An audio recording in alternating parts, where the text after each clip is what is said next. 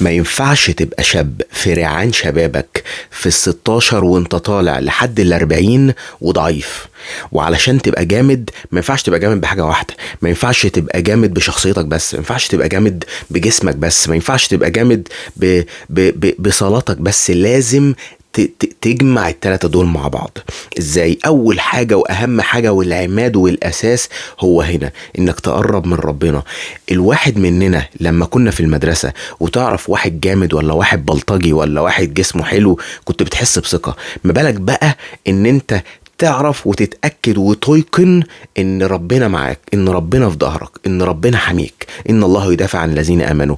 ودي مش هتحصل غير لما تكون قريب من ربنا، غير لما تكون ما بتفوتش فرض، بتصلي كل الصلوات. لو انت حتى في الاول موضوع صعب عليك ابتدي بالصبح.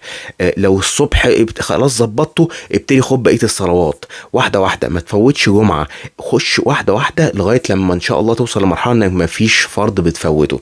وده مع شوية القرآن كل يوم تقراها، ان شاء الله آية واحدة بس في اليوم، ان شاء الله صفحة واحدة في اليوم، هتحس ان انت علاقتك بربنا بقت قوية. وعلاقتك بربنا بقت قوية يعني انت هتحس ان انت عندك الراحة النفسية انك تطلب منه بثقة، عندك الراحة النفسية ان انت تعتمد عليه. وده هيخليك واثق في نفسك ومش خايف لان انت رعاك ربنا، واللي معاه ربنا ما يخافش ابدا. ده رقم واحد. رقم اتنين هنا عقلك لازم تستثمر فيه باستمرار. مفيش حد بيحب القعدة مع الشخص التافه. الشخص التافه انت ممكن تقعد معاه وتضحك مرة في 2 في 3 بس عمرك ما هتبقى عايز تقعد معاه على طول، عمرك ما هتجيله في نصيحة. وانت لازم علشان لو عايز الناس تحب صحبتك وتقعد معاك، عايز الجنس الاخر تبقى منجذبة ليك، عايز اهلك، عايز الناس في الشغل، عايز الناس دي كلها تبقى حواليك، عمرها ما هتحصل الموضوع ده غير لما تكون ذكي، غير لما تكون كلامك واعي، عارف اللي بيحصل، اللي بيحصل في الدنيا، اللي بيحصل في العالم، مطلع، بتقرا، بتستثمر في نفسك. هتيجي تقول لي ماليش خلق اقرا، اقول لك عندك الاوديو بوكس، الكتب الصوتيه. هتقول لي ماليش خلق اسمع، اقول لك لا ده عذر، بس ماشي يا سيدي ماليش خلق اسمع، اتفرج على فيديوهات بتاعت ناس مثقفه، اتفرج على فيديوهات تتعلم منها، في فيديوهات ملخصات كتب، في فيديوهات بتدي محتوى محفز، في ناس بتقول كلام حلو. ابعد عن الحاجات التافهه، خليك في الحاجات الجميله، خليك الحاجات اللي تزودك عقليا، خليك الحاجات اللي تبقى عندك تديك معلومة تساعدك شخصيا وتعرف تساعد بيها الناس. وافتكر ان انت عمرك ما هتبقى ناجح في حاجة غير لما تكون تبقى مثقف فيها ومطلع فيها وبتقرا فيها. فده اساس القوة. اللي عنده معلومة هو قوي، بس مش قوي بس بالمعلومة، المعلومة اللي بتطبقها، مش معلومة بتاخدها وبتركنها، معلومة بتاخدها وما بتعملش بيها حاجة. فدي رقم 2 علشان تبقى قوي وجامد. تالت حاجة ومهمة جدا ان انت تبقى قوي جسديا. ما ينفعش تكون مرهره، ما ينفعش تكون ضعيف، ما ينفعش تكون ورقة، ما ينفعش تبقى ماشي في الشارع الناس مستهفئاه، وده مش هيحصل لله في لله. لازم تتعب، لازم تجري، لازم تخلي بالك من اكلك، ما تفتريش في الاكل عشان تبقى تخين قوي. لو انت جسمك ضعيف وهزيل خد فيتامينات، روح اتعامل مع دكتور تغذية، اتمرن، روح الجيم. لو مش عايز تروح الجيم وحاسس ان الموضوع ممل بالنسبه لك اجري. ارخص حاجه، مالكش عذر، ما تقوليش ما عنديش وقت، ما فيش مكان اجري، لا في اجري في الشارع.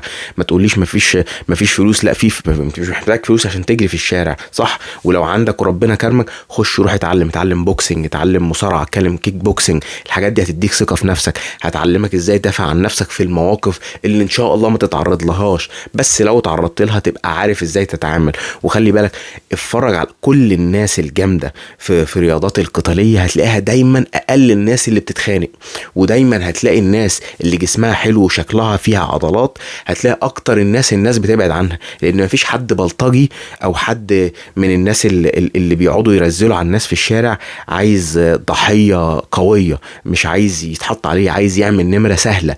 والنمرة السهلة دي مش هتبقى غير مع الضعيف. هتبقى دايما تلاقي في المدرسة اللي كان بيتعمل عليه نمرة هو يا اما الرفيع قوي يا اما للاسف التخين قوي. مش هتلاقي واحد جامد حد بيجي يرازيه. قوتك الجسدية وجسمك الحلو وقدرتك على الدفاع عن نفسك هتديك ثقة وهتبعد عنك المشاكل. لو عملت الثلاث حاجات دول مع بعض، تقرب من ربنا وما تفوتش فرض وتقرب منه وتخلي فيه علاقة قوية، وتاني حاجة ان انت تستثمر في عقلك، تالت حاجة ان انت تخلي بالك من جسمك وصحتك وتتمرن وتبقى قادر ان انت تدافع عن نفسك وعن اللي حواليك، هتلاقي ثقتك في نفسك هتبقى في السقف، في السماء. وهتلاقي نفسك انت شخصيا عندك ماشي في الشارع بطريقة مختلفة. هتلاقي نفسك ثقتك في، مش عايز تخش مشاكل علشان انت عارف انت ممكن تعمل ايه في المشاكل دي، مش علشان انت ضعيف وخايف منها، لا انت عشان مش عايز تأذي، مش عايز تعمل.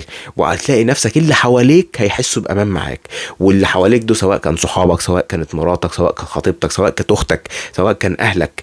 فخلي بالك من الثلاث حاجات دول، لان انت لو شاب من ال16 لغاية ال40 وما عندكش الثلاث حاجات دول، يبقى انت ظالم نفسك وانت مقصر في حق نفسك وفي حق اللي حواليك. لو عايز تبقى راجل جامد اعمل الثلاثة دول وهتشوف. شكرا. انشر الفيديو ده وافتكر ان الدال على الخير كفاعله، وربنا يوفقكم ان شاء الله.